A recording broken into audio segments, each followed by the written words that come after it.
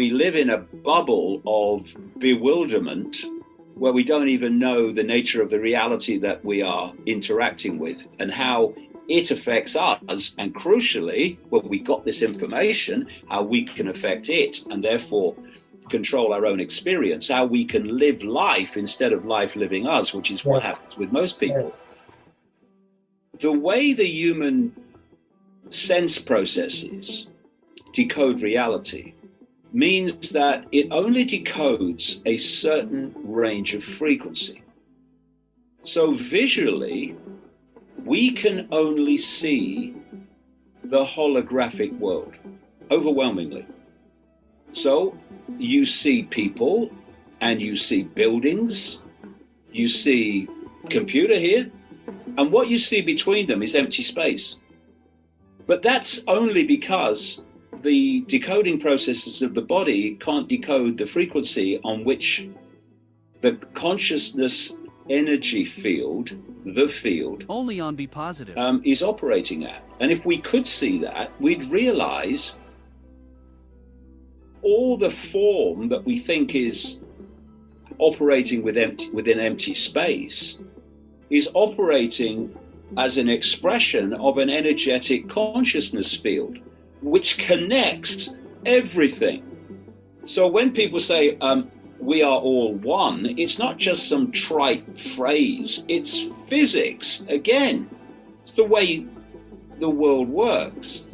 And because we can only perceive form, holographic form, then you have the infinite potential for divide and rule by labeling that form and playing those labels off against each other. That's what happens. So I'm the opposite of that. I'm saying, look, we need to enjoy the different experiences we're having and the different cultures we're experiencing, but for goodness sake, realize that it's just an experience and we're all one, for goodness sake.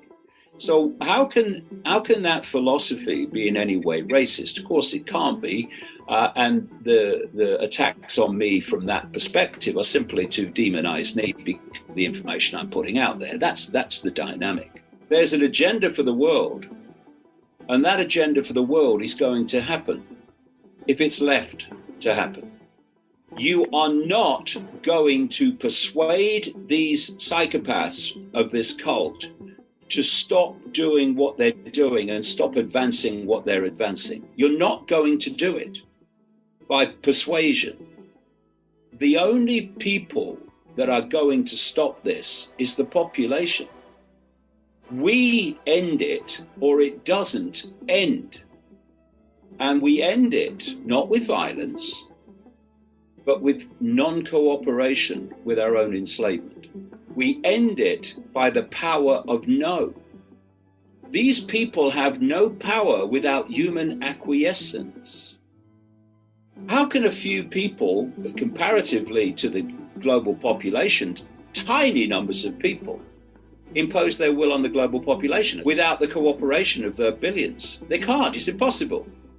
And we need to withdraw that cooperation.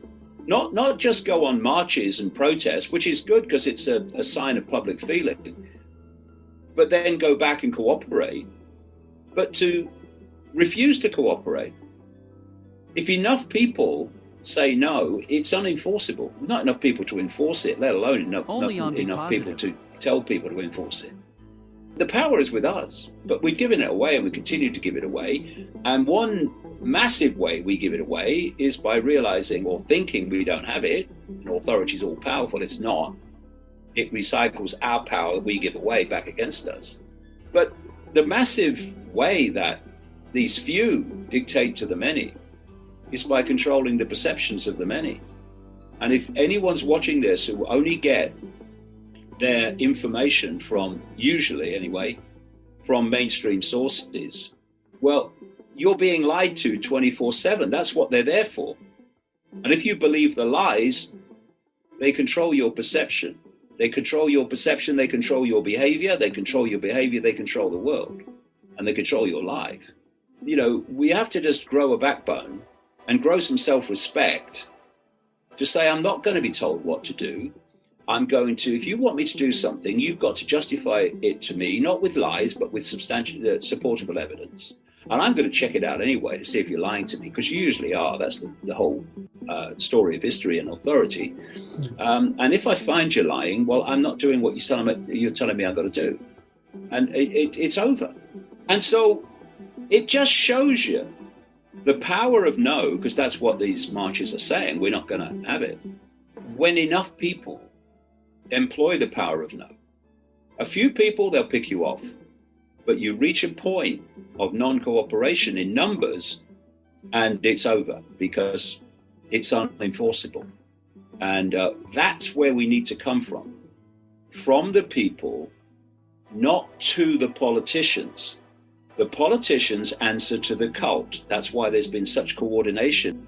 So we, the people, have to change things so that the politicians, as vehicles of the cult, cannot impose their agenda, because we won't have it and we won't cooperate with it. That's how it changes.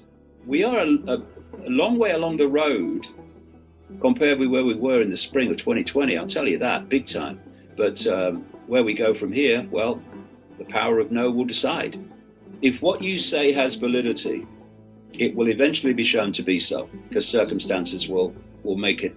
So keep saying it, keep speaking your truth, and don't think about the consequences and the reactions. Just speak your truth. And if it's valid, it will be shown to be so eventually. But if you don't speak your truth way back, and what you know is coming comes, and you say, I knew this was coming, people will go, oh yeah, mate, sure you did. So that's why we have to speak our truth at all times.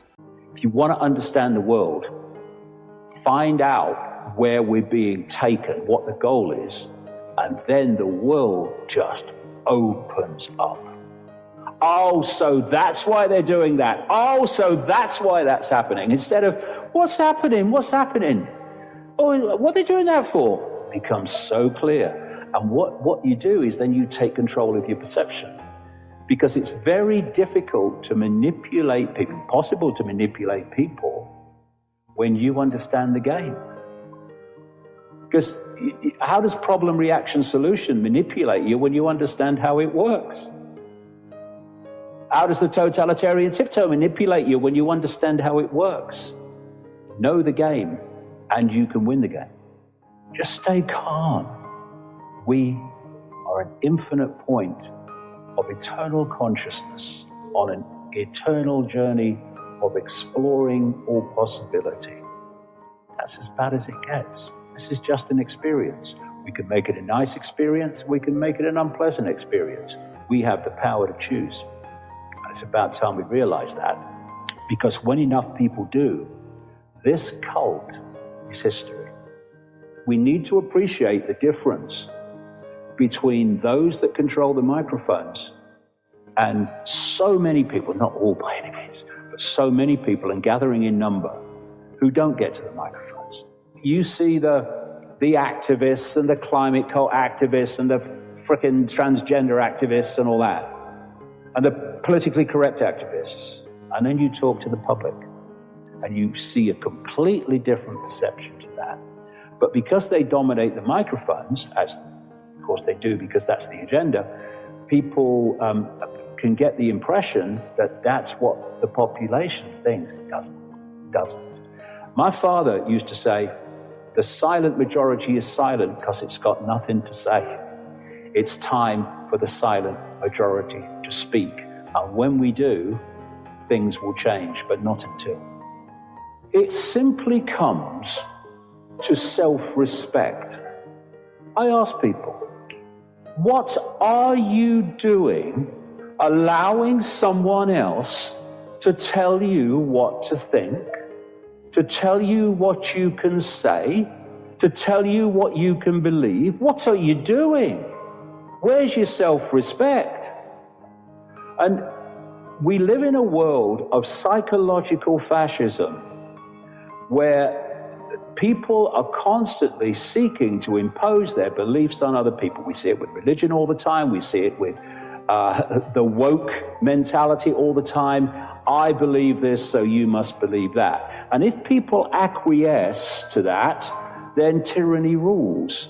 And if we don't, if we say, You can call me what you like, and people do. I don't care.